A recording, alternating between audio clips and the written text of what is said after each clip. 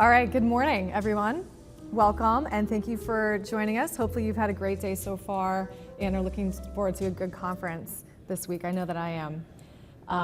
So my name is Ellen Boehm. I'm the moderator for today's session, which is called Securing IoT Devices by Design or by Default.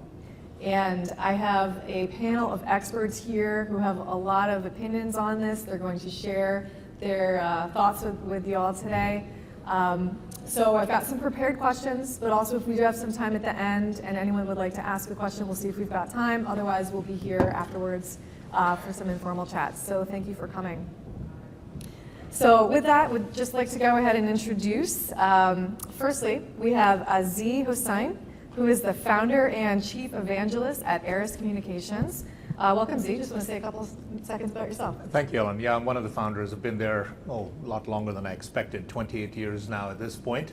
Been worrying about IoT security. We are a cellular IoT services provider globally, worldwide, and so IoT security has always been something that I've been concerned about.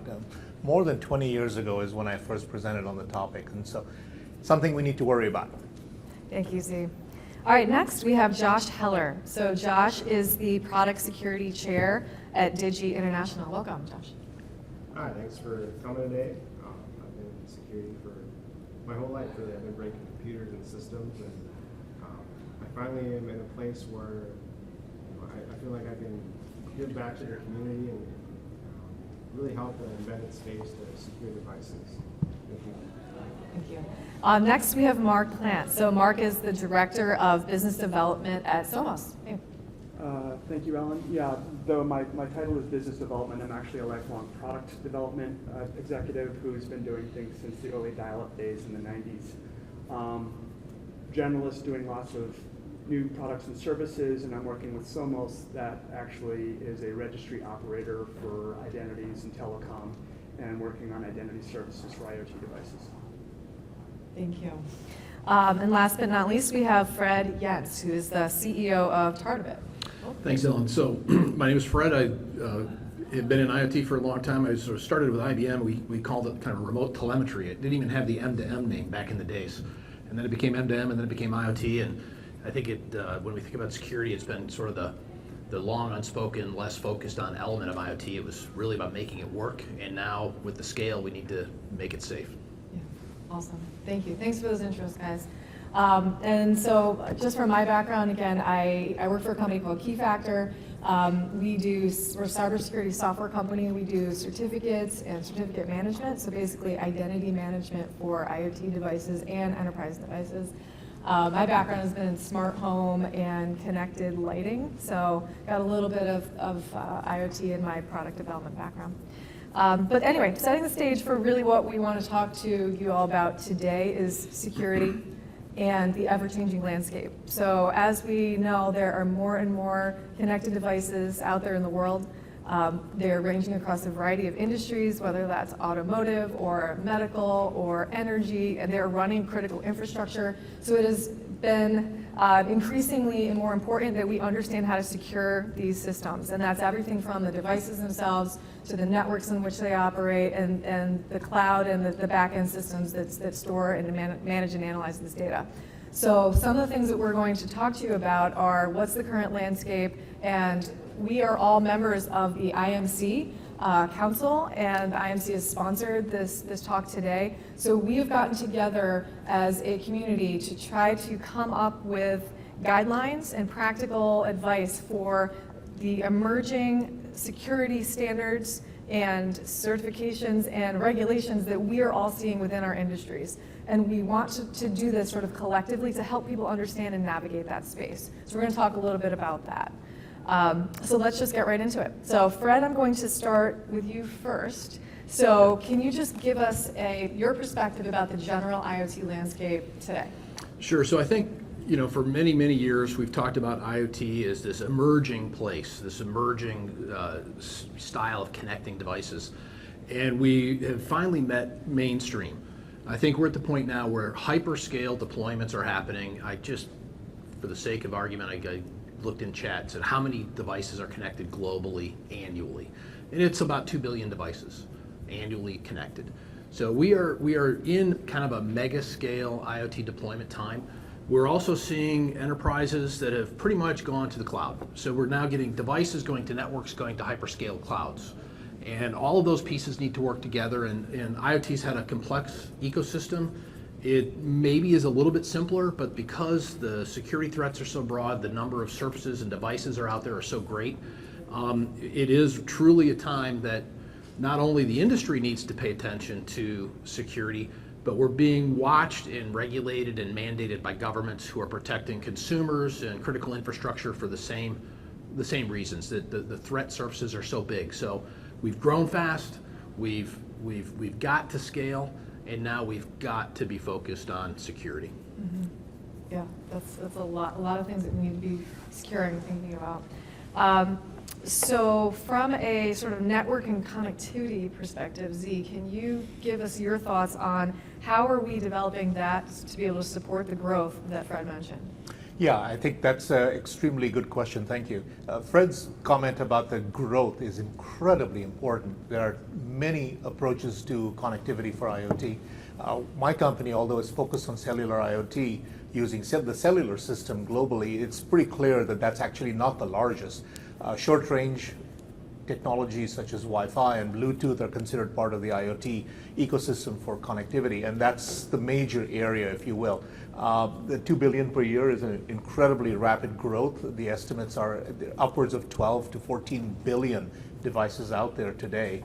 Short range considered to be the sort of the majority connectivity approach that people are taking, but there are a lot of new connectivity plays ongoing right now, including low Earth orbit satellites, which is one of the latest areas that companies are focused on to provide IoT connectivity services. There are pros and cons for picking one over another. Cellular has a higher bandwidth in most cases, but satellite is available just about anywhere in the world. You might want to deploy a IoT solution. And obviously for short-range technologies, it depends on what's available locally. But that still constitutes the large majority of the devices out there today.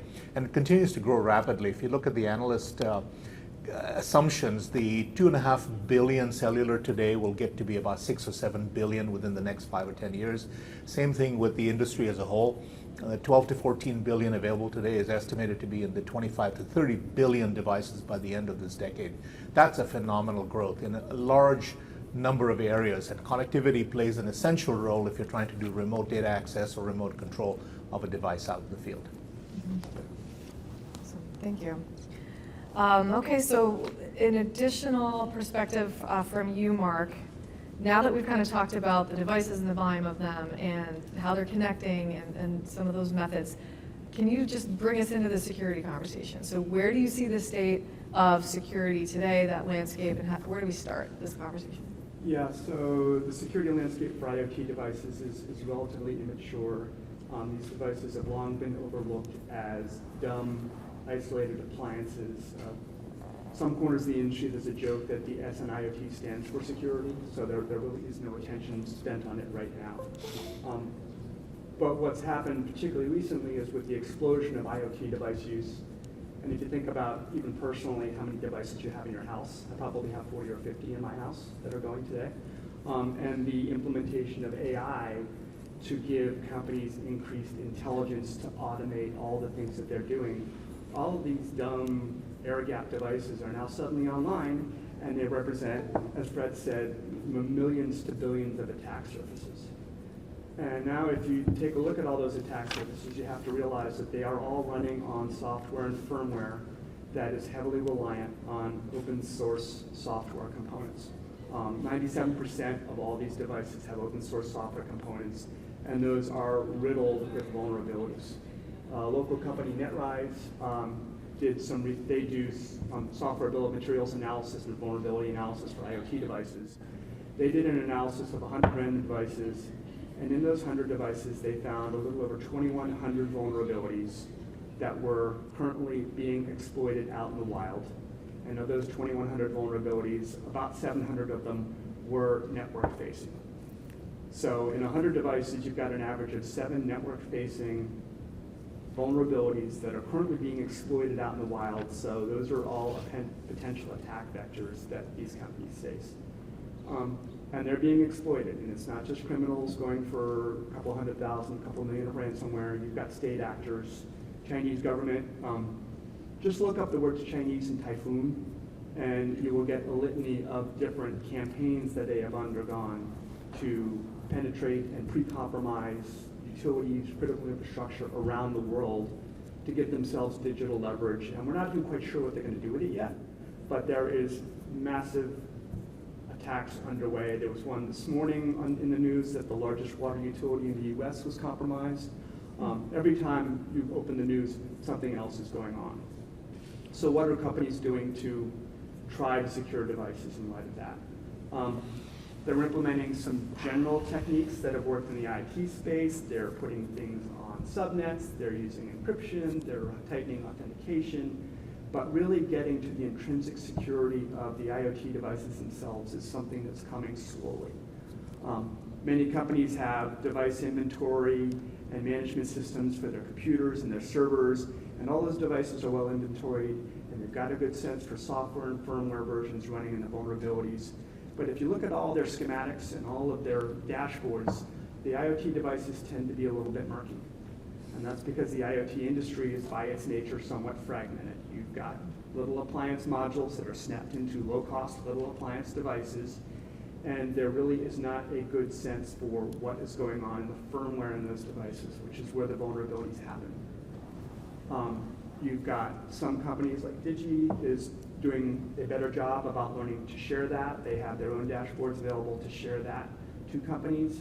But if you think about an enterprise that has dozens to hundreds to thousands of different SKUs in their portfolio, they're facing the prospect of having to look at lots of different dashboards to keep up with things. So that's just a fragmentation problem you have to deal with.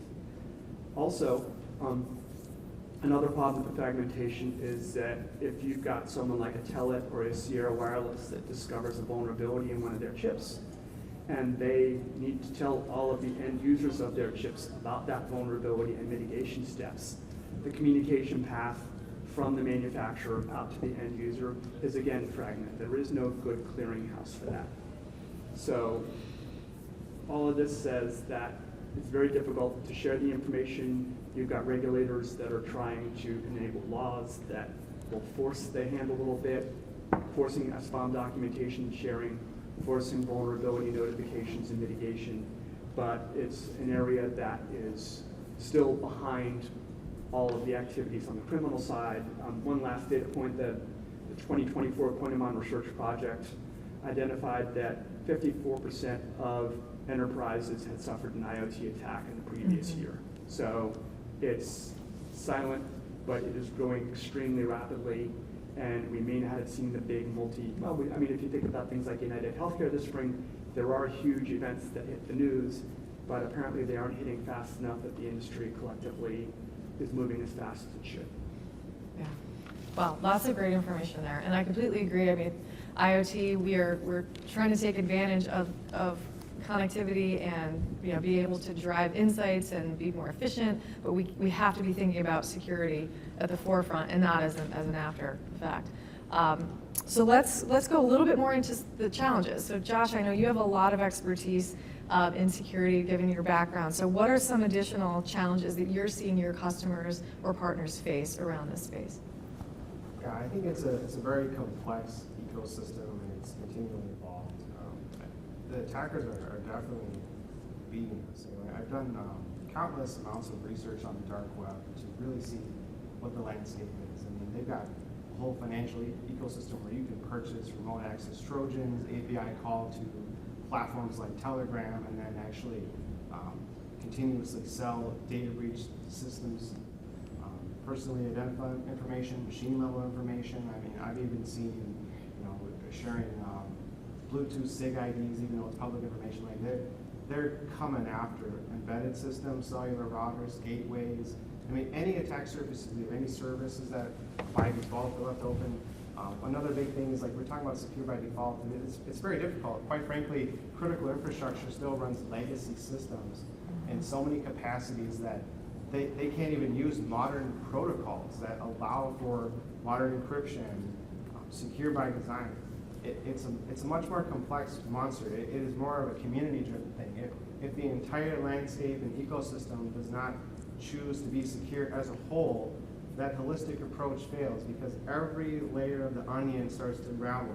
Okay, now we're on the land. Okay, what services are out there? If those legacy systems aren't updated, if we're not moving to modern stuff, we're going to continue to see, no matter whose country it is, a diminished society. This is now a form of global cyber warfare.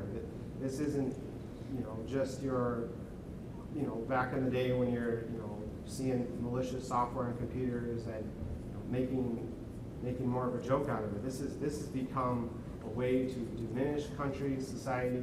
Like it was touched on earlier, the water treatment facilities, they've been hit really hard. Cellular routers have been a huge target. If you're not signing your firmware with strong enough signatures, they're breaking that and then loading on their malicious images on there and taking over complete networks. It's not a simple problem to solve, but it really starts during the design phase. Like, we have to have an understanding that, developers are now also security personnel in every capacity. It's a call to action for development teams. Even if, let's say, product managers don't think that feature is important, absolutely, we need to see the pushback in every capacity, because simply we're going to leave our customers vulnerable, the consumers, right? Like, I've had my TV being taken over before, like they're lowering the volume. Like, it's at a point where everything within your life can be impacted by this. The hard thing for manufacturers, right, is that you load what you would consider point-in-time good version of firmware, and then it sits in a warehouse, and then by the time it gets to the consumer, it's not an outdated version of firmware.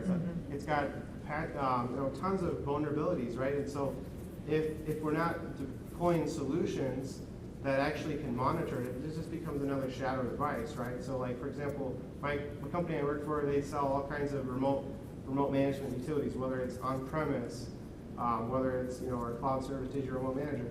You have to have visibility in that. You have to be able to update those things quickly, because quite frankly, it's not like the olden days where, there was that one CVE and we all fixed it, now we wait 6 months for another bad one. It is continuous.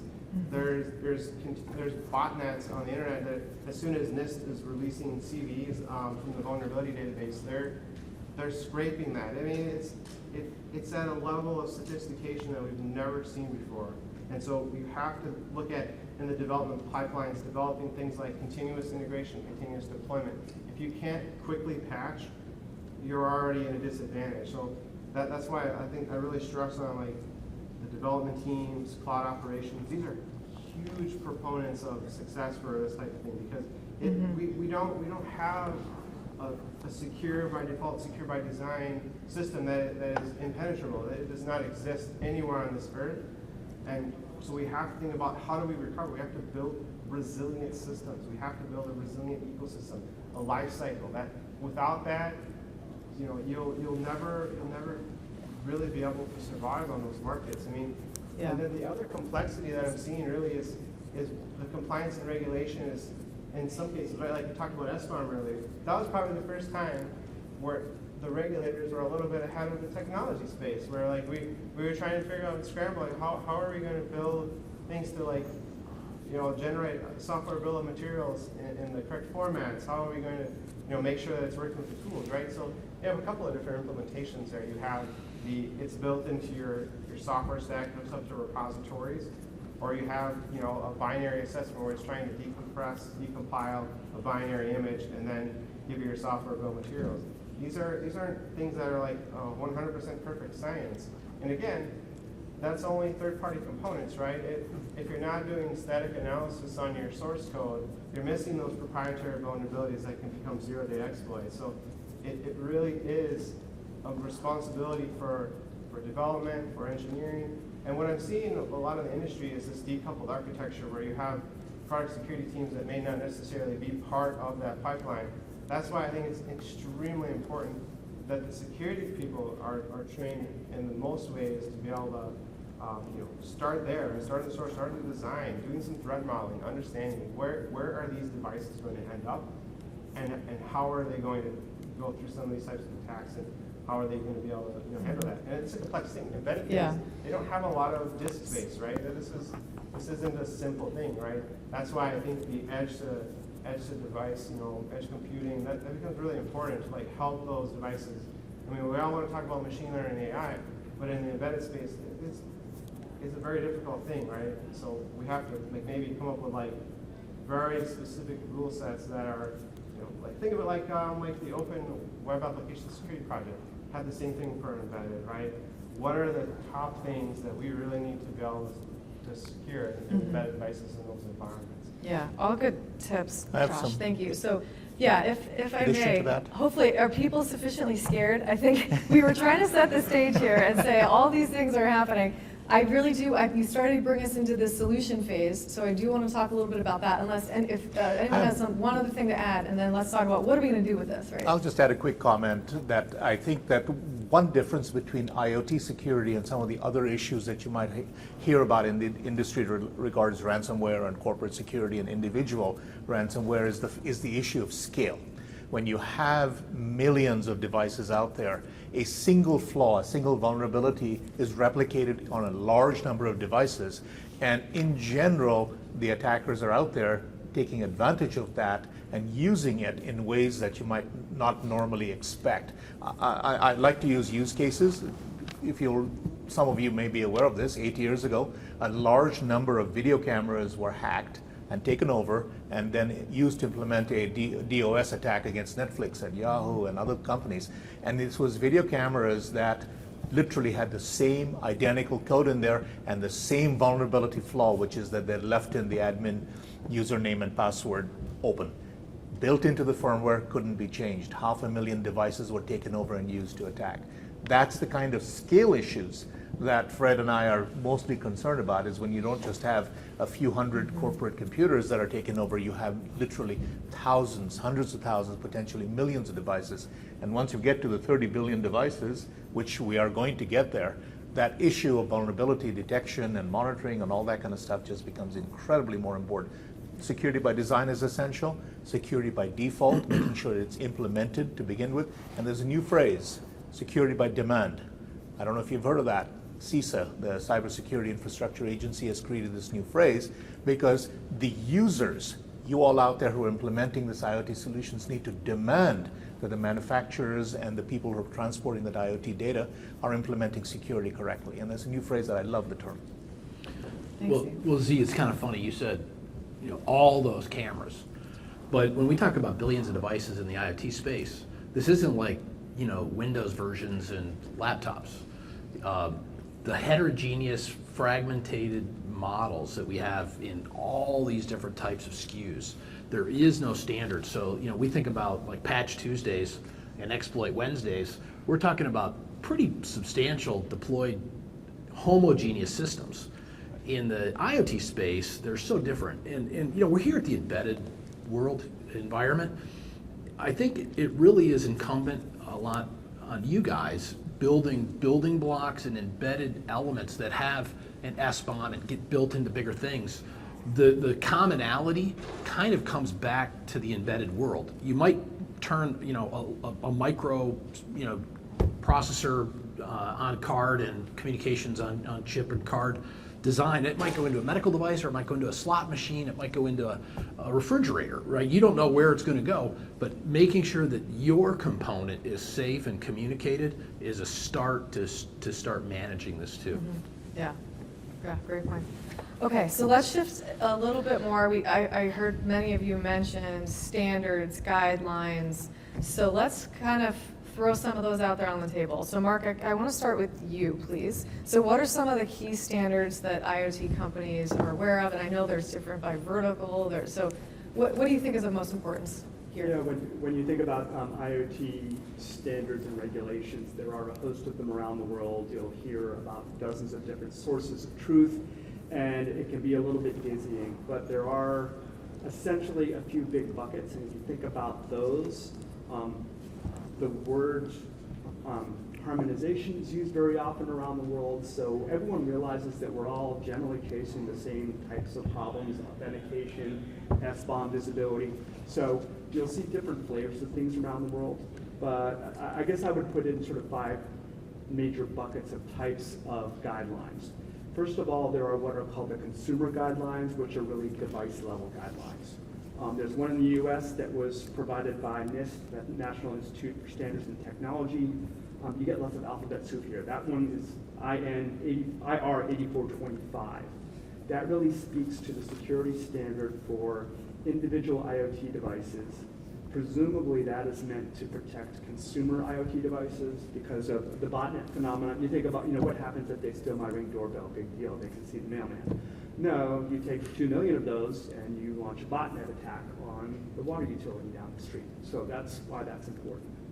But those same intrinsic individual device guidelines are also tweaked to an industry vertical. So the FDA, Food and Drug Administration, used similar guidelines to enforce IoT security for medical devices, cellular-enabled pacemakers, for instance. So you don't want to have someone have their pacemaker hijacked for ransomware. Not a good idea. That IR 8425 is complemented by a standard in the EU called EN 303645. I have to look at notes because they get kind of messy. They largely say very similar things. Those two bodies are talking to each other. They make sure that they're very similar because international companies can only move in so many different directions. So they are definitely harmonizing. So those are the consumer device level. Then you have a class of sort of enterprise strategy and framework guidelines. The big one there is the NIST Cybersecurity Framework version 2.0 that was released, I think, a few months ago. That's a really good strategic set of guidelines for a company to understand everything from organizational training, network architecture, device security, all facets of cybersecurity for an enterprise. They're literally workbooks and checklists, and they do it for small businesses and major enterprises. It's just a very good, comprehensive, strategic set of resources for an enterprise to use to get their bearings on their cybersecurity strategy and posture. Then you have some very specific critical infrastructure requirements and guidelines that have come up. There was an executive order in the US on improving the nation's cybersecurity. That came up in May of 2021. That was in response to an attack on the Colonial Pipeline. I don't know if you guys remember that. There's a pipeline running from the Gulf of Mexico to the southeast. It supplies all the gasoline. And the southeast just about got shut down for want of petroleum products for about a week there before they were able to recover. That launched a requirement that critical infrastructure be protected a little bit more. That is paralleled in Europe, once again, by something called NIS2, NIS number 2. Critical infrastructure, oil, gas, utilities, water treatment plants, anything that is critical to a common society's existence, we take it for granted, but there is specific scrutiny for that type of an organization. If you work with them, they're going to have extra security guidelines. The Army, for instance, in the US just required that anything that they buy have documented software bill of materials because they want to know what they're using. Then there are also, you'll hear a lot of talk about national IoT security guidelines and strategies. You'll hear about Singapore and Korea, Japan, and there are a lot of different documents out there. There was actually a study that's being done by a Harvard researcher, and if you want, you can come see me afterwards. I can get you the link to that. That talks about some more of the philosophical issues, which countries are doing. They have arguments about protecting the underprivileged and the disenfranchised with cybersecurity because they can't afford it themselves, figuring out public-private partnerships to fund these things. So a lot of the international documents that you'll look at, like Singapore, et cetera, will go into those facets of cybersecurity. Be aware of them, but from an individual organization level, they're not going to be as critical to your day-to-day operations. And then finally, I would be remiss if I did not use the word post-quantum cyber encryption because post-quantum computers are coming. Z was talking this morning about how he rented one. He rented, 15 seconds of functionality 15 seconds, because they yeah. weren't that fast. If you're not thinking about post-quantum encryption, you need to, because we started with what, 4-character pins, and now we're up to, I have to use a 16-character password at my company. It's getting more and more of a rat race trying to chase faster and faster computers that can brute force everything. Yes, that's a great point. That's a whole nother session. We could talk about post-quantum. I know at Key Factor, it's a big thing for us.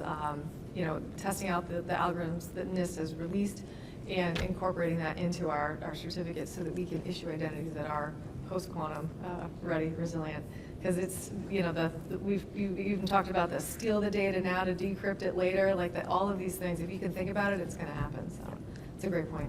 All right, so thank you, Mark, for that. So standards, guidelines, that's good. The next thing I wanna talk about is regulations. So regulations drive behavior because people can get fined if they don't comply. So Z, can you talk to us a little bit about that? Sure.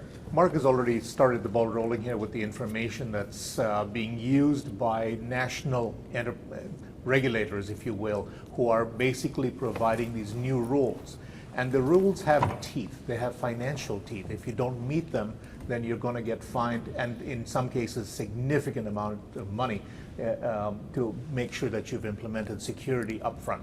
NIS2 is a good example of that for critical entities that have to conform to the requirements of NIS2, but there are also consumer level regulations coming into play. The CRA, the Cybersecurity Resilience Act, if you will, over in the EU, which is being also looked at by a number of countries. The US is still a little bit behind on that, frankly, but the CRA is going to apply to any electronic device, literally any electronic device that has a digital component inside of it for communications or analytics or sending data somewhere, etc. That means that consumers have to be protected in ways that we have never done before. This is going to be an important regulation, and we have to make sure that people who are deploying devices by 2027, it goes into force at the end of this year, but by 2027, all devices must conform to the CRA. That's a pretty stringent requirement. And believe me when I tell you that the penalties for not following it are severe. And that isn't the only space. If you look at the automotive industry, over in the UN ECE, that stands for the Economic Commission of Europe, has created a set of standards which used to deal, this is 70-year-old standards, frankly, that used to deal with all kinds of stuff like making sure the brake lights and ABS systems were implemented in the right way, etc. They have recently issued, a few years ago, 2 very, very, very important regulations having to do with cybersecurity. The UN R155, if you want to look that up, UN ECE R155, that says you must have cybersecurity in a car. Now, most people don't recognize that a car is connected today. It's an IoT device, just a huge IoT device compared to what you may be familiar with.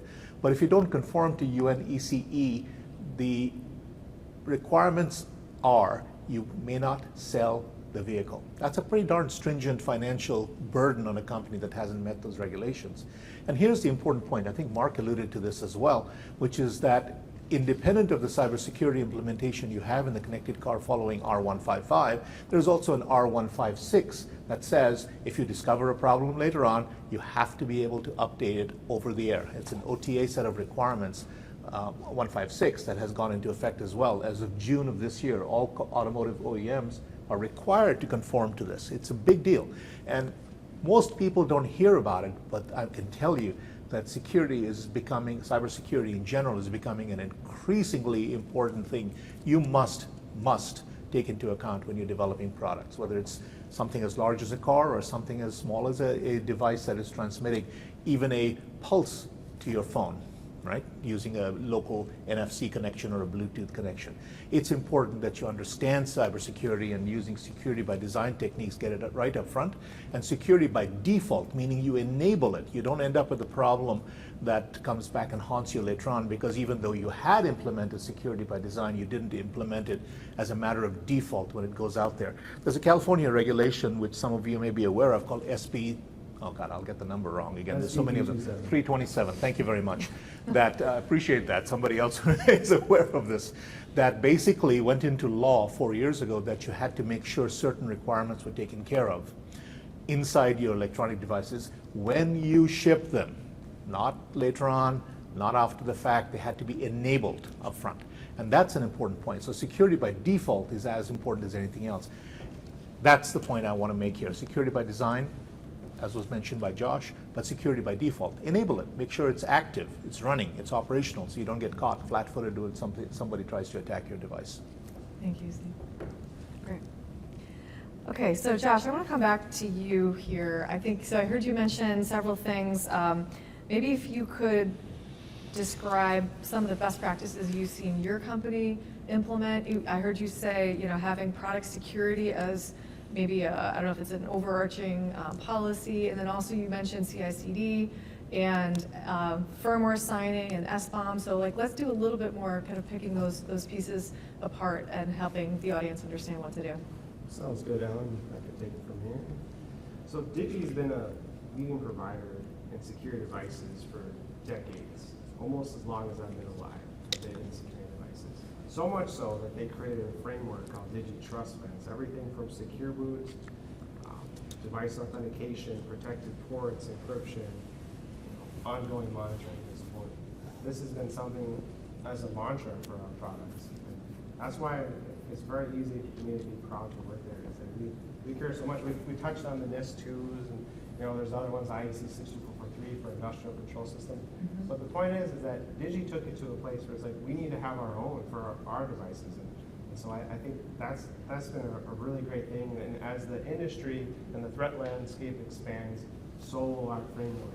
And I think that's an important thing to know, is that this is something that continuously evolves. So we have our Connect Core system on modules that we've now launched a Connect Core security service that's coupled with our cloud service to be able to, from end to end. Because I think the main thing is customers want to know, how are you going to support me after I've already purchased your devices? So we've created a service that allows them to have support thereafter. If they're going to build on top of our SOMs with Digi embedded Yocto, we're going to be there to support them to do things like binary analysis, backporting of the patches, vulnerability management. I think some companies and teams, are so small that this becomes a very difficult thing to handle. I mean, how do you also build features that are demanding within your company while also handling the vulnerability landscape that's just extremely difficult to manage? So that's the impetus for that, is that we want to take that next level where we can help our customers by continuously monitoring and helping them ensure that what they're building on top of our base image is continuously secured. So I think that's a great thing to consider. And then we can couple that with our Connect Core cloud service that can do the firmware over the air update. So I think that's an incredibly important thing, is the ability to update. And so I think it's a very complex thing. We have so many different types of Internet of Things products at Digi, but in the embedded space, we really ratcheted on what we can do from a capability perspective to support our customers. Mm-hmm. Awesome. Thank you. So Fred, I'm going to go to you next. So the IMC has an initiative to help provide practical advice to the community about how to sort of navigate this space. So can you just talk a little bit more about what you see there and what are the goals and the outcomes? Sure. So again, the audience is sitting here, and probably some of you are like, yeah, I've heard of those acronyms and those standards, and some of you are like, oh my gosh, I never thought IoT was regulated at this degree. IoT innovation, because of the fragmentation, because it can hit every vertical, every application, every appliance, every dog collar, purse and wallet tracker, pallet tracker, high-end devices like an automobile. It applies and can apply to everything connected. Well, who has bought something recently that's not connected? So, everybody has to participate in this. And, I'm on the panel, and I've been in IoT forever. This discussion makes my head hurt, right? There's so much to consume.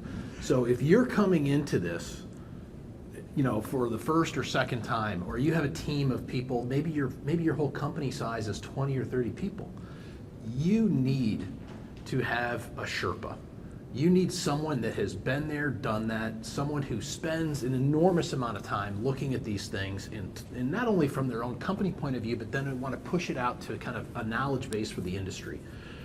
Many of these standards and guidelines say thou shalt comply. They're not prescriptive. So you sit there and you say, I shall comply. What does that mean?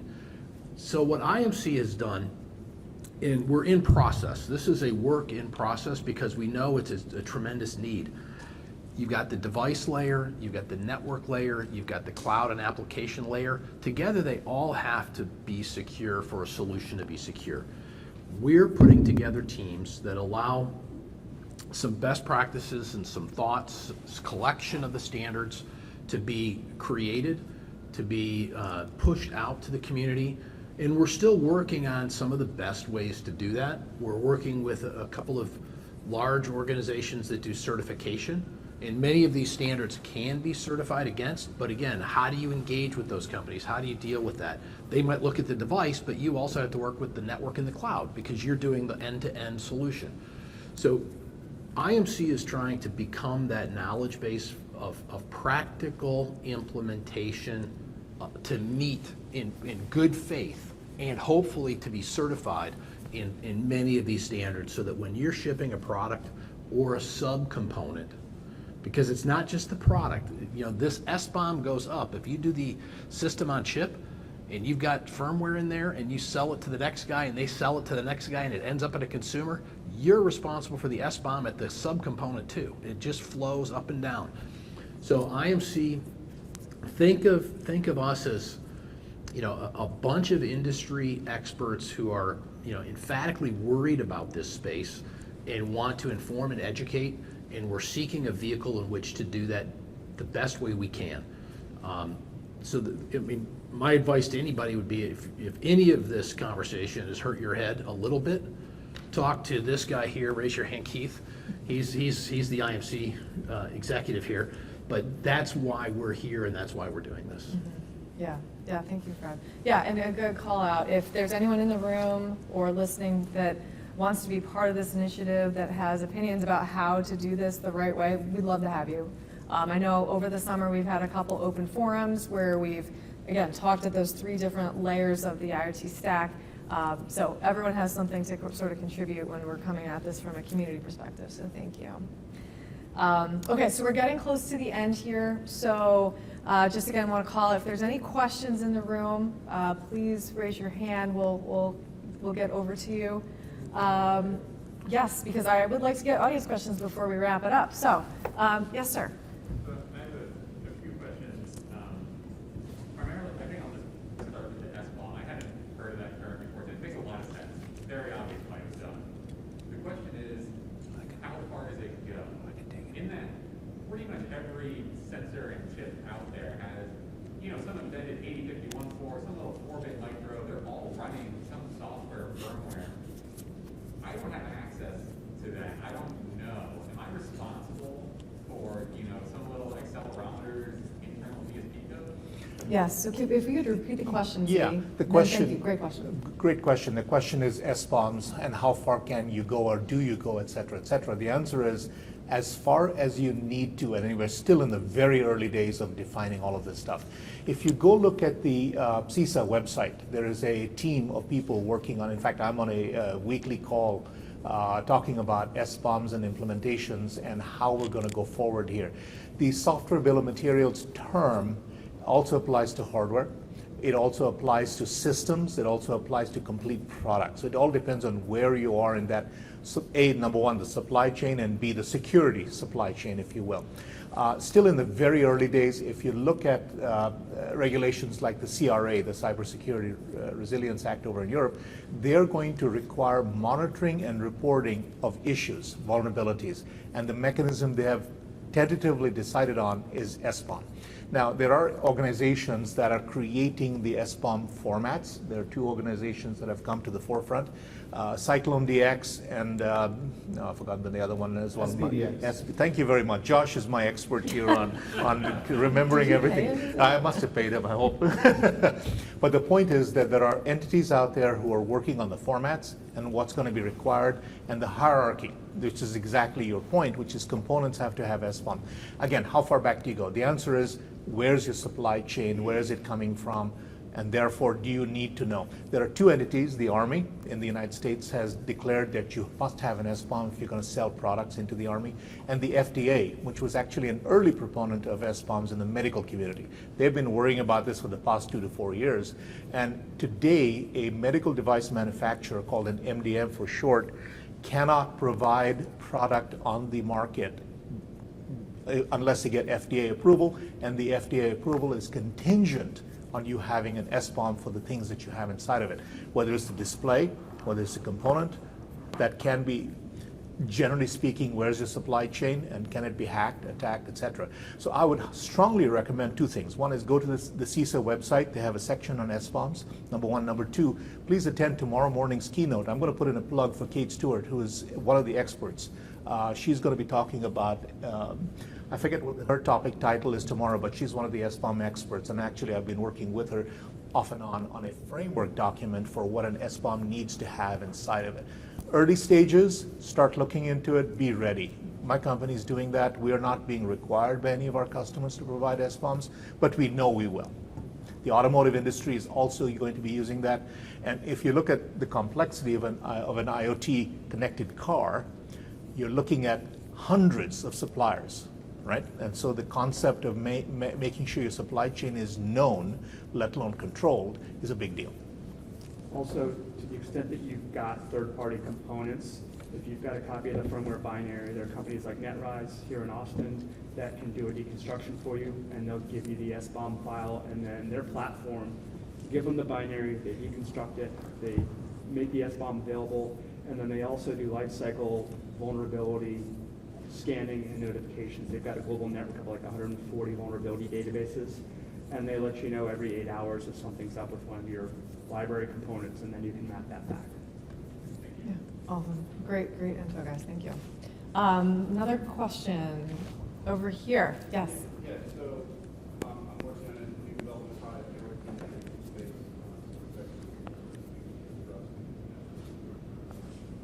I work in the energy space. I work in the energy space, so cybersecurity is a big deal. Oh, yeah. For phase energy.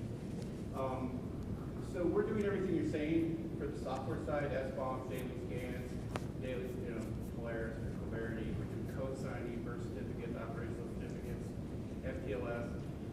I was literally chatting with my boss. The problem we have is the chip. The ESP32, Chinese chip, and they're saying we cannot trust that chip. So now I have to do all my root of trust and move it to another chip and then have all it's a nightmare. So is this going to be a problem with Chinese made processors? Yeah, I mean, in the current landscape, absolutely, yeah. There's definitely going to be a period of time now where that's not going to be a trusted source of chipsets. So is it going to be a regulatory issue in selling in Europe with these chips? It could be, and let's put it that way. Right now, it isn't as enforced as it might be in the near future. On the other hand, I'm sure that when you see sources and supply chain issues of that type, there are going to be entities who will be responsible for deconstructing what's going on, looking at that, not just the binaries of the code, but also the hardware to see if there's any firmware embedded inside of it. They can literally blow up the grid. Yeah, I mean, Yeah. think about what's Yeah. happened, right? All the large American carriers have been hacked. Basically, like America's internet has been hacked by China.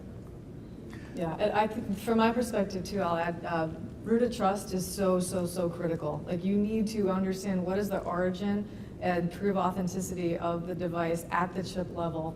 And so we're in the PKI space, but it's all about providing and building the root CA and knowing that it's yours and where it comes from and having that sign these chips. So if you have the flexibility to be able to do that, to own your own root. We have HMS and Yeah, HSM, right, to store those private keys, like, that's really the critical piece of it, and then, you know your symbols control. don't matter, right? It- And even if we have all that, can I trust that they can't get to the key? You have to make certain assumptions and about the supply chain, and if your requirement is thou shalt not purchase from so-and-so supplier, then that's a different issue. That regulation is being looked at by various governments. Unfortunately, and this is a part that I'm a little concerned about, is that some of the regulations are diving into places where they don't really know, right? They're diving and enforcing a generic requirement that says thou shalt not purchase from so-and-so country or so-and-so nation, without really doing a deep dive into, is there a problem? Yes. Is there a problem? No. I mean, Josh mentioned that a lot of companies are concerned about that. And it's going to be true. There are things embedded in there that are going to create problems, and we now need to have tools for assessing whether or not those problems are real or not. That's still evolving, I would say. Yeah, absolutely. I mean, you'll hear it here first today maybe, but I think that your customers, anyone's customers in this space will be asking for hardware bill of materials, they'll be asking for cryptographic bill of materials. It's coming. Transparency for all things. I mean, it's no different than what we've seen in the food industry, right? We look at the back of the box, now we're starting to scrutinize, what is this thing? What does proprietary extract mean? So if you compare that to an SBOM, right, that's the hidden layer. Is we know what the third-party stuff is, but natural flavors, proprietary extracts, we don't know what that is, and the transparency isn't there yet. And so things like the hardware builds, absolutely is coming. So like the regulations that are in place right now for the FDA, thou shalt not ship a medical product without having an SBOM in place.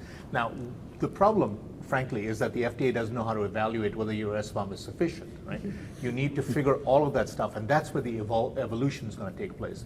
Understanding how good is it, the validation, the attestation that companies provide, if you will, that's the term that's being used for the SBOM that you're providing along with your product, still in play. Those are all going to take place in the next 5, 10, 15 years to get better and better all along. But the whole supply chain issue, particularly for cybersecurity issues, is a big deal. And I think realize, we're talking sort of compliance and regulations, but at the end of the day, they've come up because of underlying security.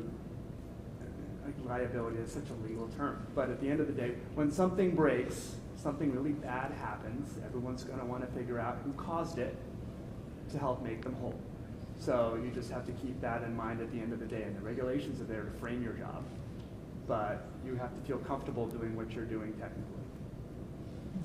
We had another. All right, so one more question, and then we're gonna, I love this conversation, so thank you, Ben. Yes? Do you see a way at the IoT level to protect the consumer from themselves sometimes? Because I think of my wife, and if she walks down the street, finds a flash drive, I don't trust her not to walk into our house, plug it into the first computer and say, hey, I've got a free flash drive now.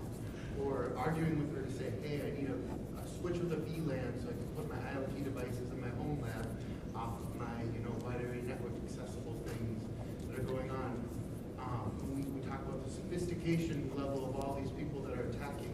How do we keep the consumer, the average person, not just going on to Amazon, buying something that was probably drop shipped from Alibaba at $2 from there, that is now a rogue IoT device on your network, when cost at that level is extremely important too, and having them understand the risks of buying the cheapest thing, doing these sorts of things, that just seems overwhelming to expect a consumer that doesn't already live in this space to understand and be able to. Yeah, There- education. Well, Yeah. there's something called the Cyber Trust. Act, which is underway in the U.S. right now.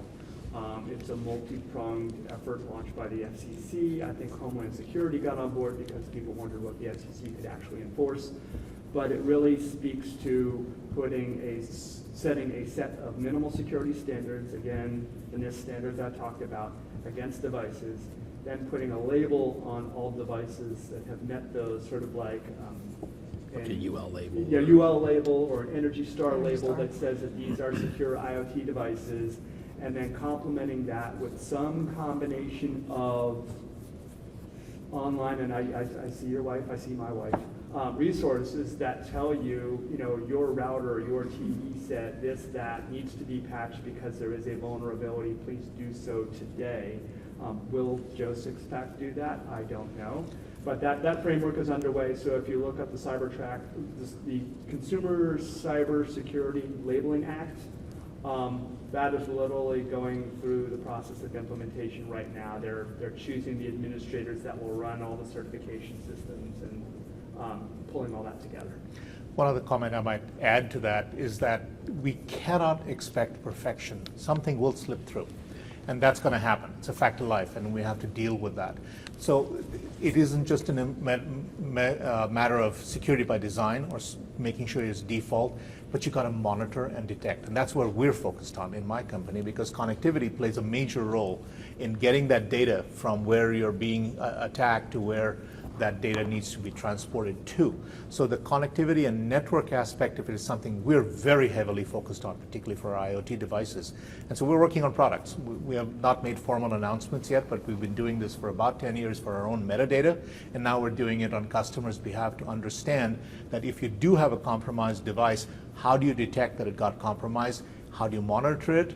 And then how do you use automation techniques to disable the functionality that might be in play here to get that data going to the wrong location? So for example, if a device is transmitting to an unknown site in a compromised nation that we know about, and we can use China as our canonical example of this because they do it, we can monitor that, and we need to check for that because you want to be able to shut it down before it gets bad. And that's an important aspect of it, detection and monitoring. And security evolves.